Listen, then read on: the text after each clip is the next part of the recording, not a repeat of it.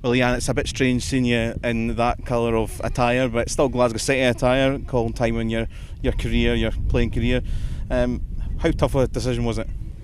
Really tough. Obviously I've been at this club for a long time, and like I said in the stuff that went out on social media, this is my family, so see everybody every day almost, and I've just loved my time here. So as a player, yeah, it's been absolutely fantastic, but I think now was the right time to make the decision and make that step into the coaching side of things. Was there any thought of, well, maybe another season or this kind of last 18 months like everyone's been doing, re-evaluating life with this COVID period, was that kind of the clincher for making this decision?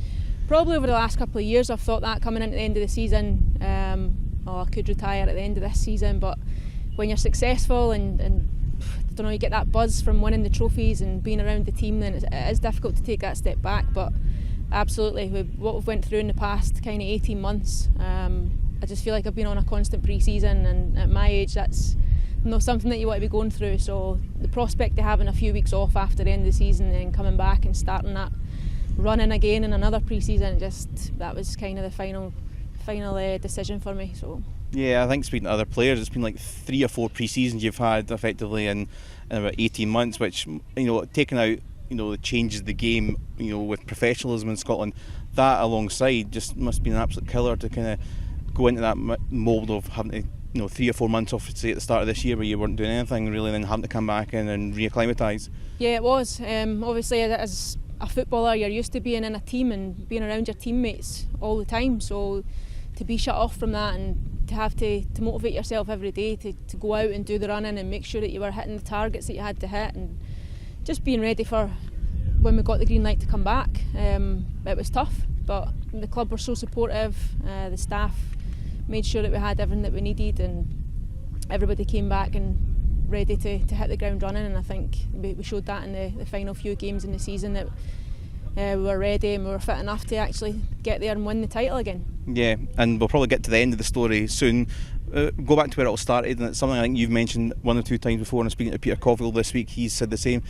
It took you a lot of persuading to come to Glasgow City, but you eventually did come to Glasgow City. How did Peter eventually twist your ear to come? It was on to me a few seasons, but I just think I was at university, I didn't drive at that point. I played for a club that I loved at that point as well, but I think that the turning point for me was getting that opportunity with the national team. So stepping up to the A squad, I just thought if I want to continue this, then I'm going to have to get myself into a better environment where I can continue to improve myself as a player, and Glasgow City seemed to be the best option. And obviously Peter had been in touch a few times, so it was just the right time to make that jump for me. And that was a time though where City were emerging, but at that point Hibs had just won the league, so this was before the start of the run of 14 in a row. So was there a bit of a gamble there, thinking that, well, if this doesn't go quite well, because City weren't established as winning trophies every year yet? It wasn't about the trophies for me. It was about getting myself into that environment where I could challenge myself, and playing against Glasgow City, we always had tough games. I loved playing against people like Sue Lappin and Kat Lindner. We had a really tough game, so I knew that coming here I would be challenging myself to improve. So that was probably the main reason that I did choose Glasgow City. The trophies did come, and City started to become successful, winning leagues and cups, and then Champions League came round. And again, referencing Peter, I think he's said in the past about how you win the league and you think you're great, and you go in Europe, and one of those first trips to Europe were really tough. How long do you think it took City to really find its mark in Europe, and because that first year or two was really difficult?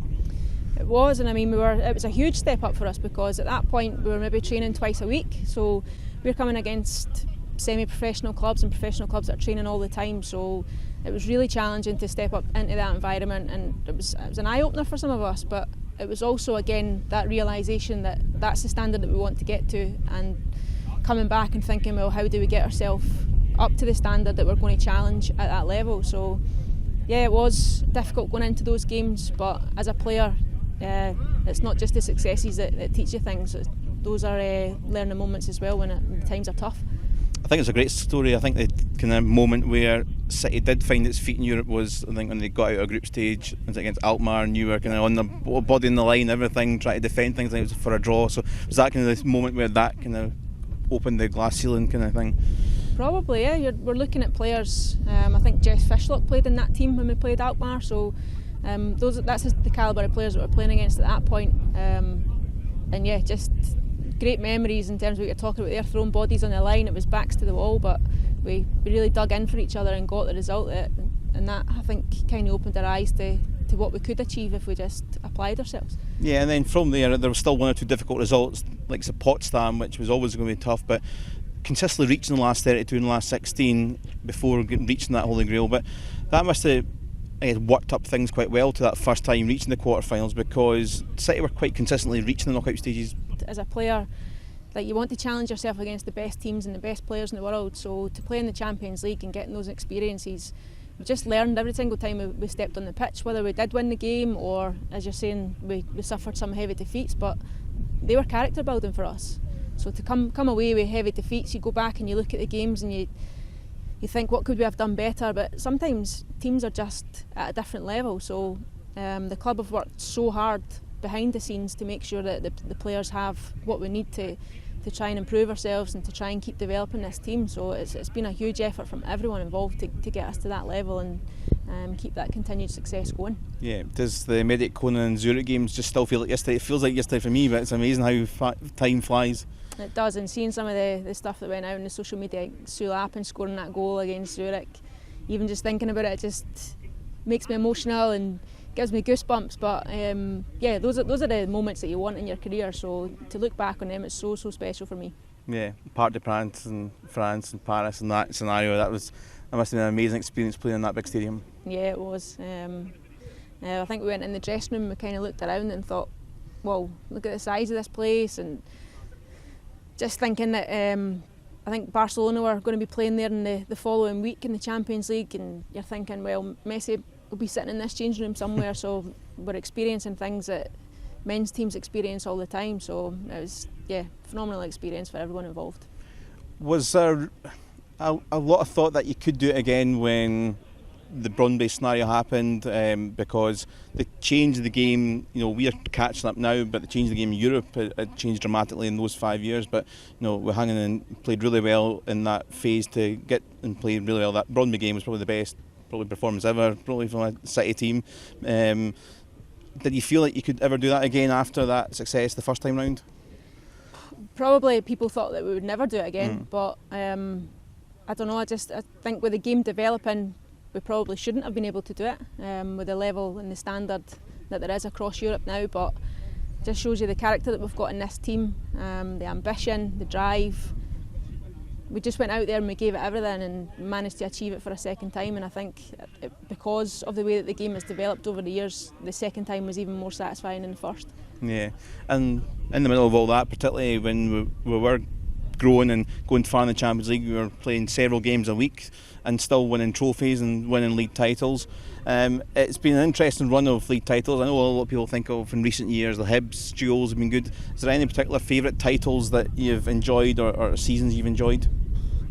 I couldn't really pick out one, to be fair. And a few trebles obviously in there too. There is, we did the quadruple treble, so that's really special to us as well, but the latest one was probably the most challenging in terms of the standard of the other teams in the league and how hard we had to push to get the title over the line. Obviously went down to the last day, but yeah, some of the battles between us and Hibs over the years have been quite enjoyable as well, with City coming out on top. Yeah, and I was looking back, you think of something like 2017, 2018, I think particularly 2018, it could have went completely the wrong way. It was so close, those title fights against Hibs, so it must be a lot of satisfaction how those big games at the end of the season, City always managed to get across the line.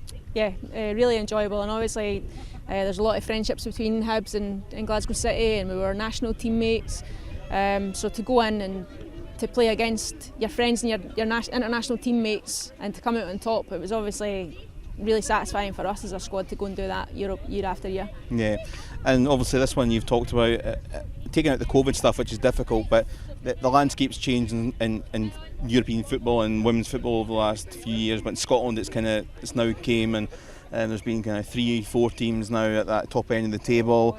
But City have managed to keep a loyal, core squad that stayed, and players have came from, locally, Ireland, abroad. and still managed to get over the line and win the league. And that spell, particularly in April and June, that was pretty mesmerising at times. The two Rangers games probably come to mind, the Celtic game on the return. You've kind of touched on it, how special is that with such a big change that still managed to get over the line? Yeah, it's been absolutely amazing for me here, coming through and playing with some of my best friends over the years. But this year we've obviously brought in players from abroad in Ireland, as you're saying, but I think they've brought a different dimension to the team. It's difficult over the years, all the changes that happen within squads and having to rebuild your team year upon year, but I think that's something that we've always prided ourselves on, that we've been able to do that, and it's so special every time that you manage to get a trophy in your hands for this club. Yeah, I'm really in touch with Scotland. You mentioned it slightly earlier about it helped when you came to Glasgow City. Obviously you kind of came into the Scotland fold a little bit later, but you still managed well over 100 caps, and you finally kind of had that moment, the first Scotland women's team to go to a major tournament and the Euros. Just how big was that moment for you? It was huge. If I look back over the numbers and the things that I've achieved in my career, I couldn't have scripted it any better, to be honest, but to finish off my international career playing at the Euros, that was really special. And I think like what we've done since as a nation, going to the World Cup, it's just been another step up for us, and we just need to keep driving those standards, and that's the standard that we need to get to. Scotland need to be qualifying for major championship finals, so hopefully they can do that again. With Scotland, with your time at City and so forth, can your head kind of comprehend just how much the game has changed in the 14 years or so you've been here, and just since you've been playing as a youngster? It's polar opposites. Thinking when I was coming through as a youngster, I didn't even know that there was a Scotland team. Never knew that they were playing games. So getting that realisation that there was an international team that I could play for, again, it never even crossed my mind that I could go out and achieve that. I played in a boys team for years, right up until I was 16 years old, so I never actually started playing with girls and women until I was 16. So to start at that point and to achieve what I have, it's unbelievable.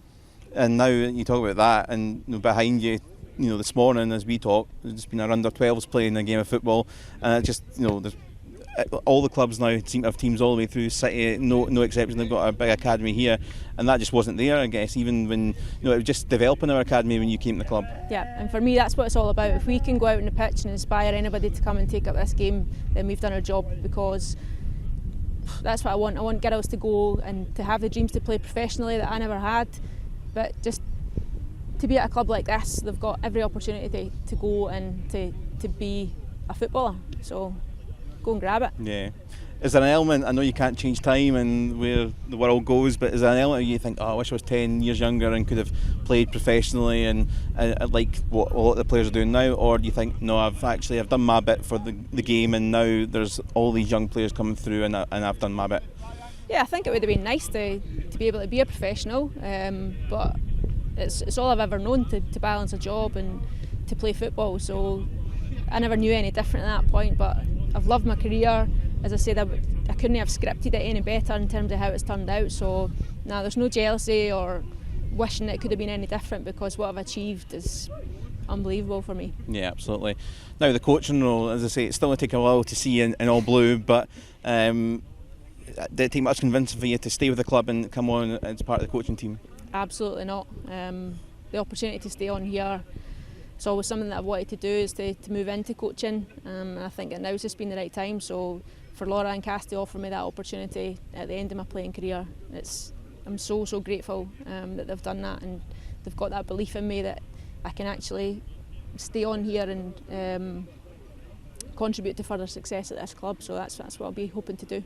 It feels like it's maybe a good time, because there's been a bit of a reset within the management team, with obviously Grant's in at the moment, and you've obviously got Kieran still there. So does that reset can almost help kind of navigate a new path for the coaching team? I think so, but also maybe having that continuity within the squad, it's just reassuring for the girls as well. So it might be quite difficult for them to have had me as a teammate one moment, and then the next minute I'm sitting on the coaching staff, but they've been fantastic so far, and all I can do is kind of learn from the people that I'm working with and try and develop myself as a coach going forward. how's it going to feel the first couple of games with you in the touchline, and Agatha's got 16 when she first plays? Is that going to be a bit strange? It is a bit strange, even just picking this kit up and putting it on. Just it feels weird to look in the mirror and see myself wearing it, but I'm sure as time goes on I'll get used to it, and so will everybody else.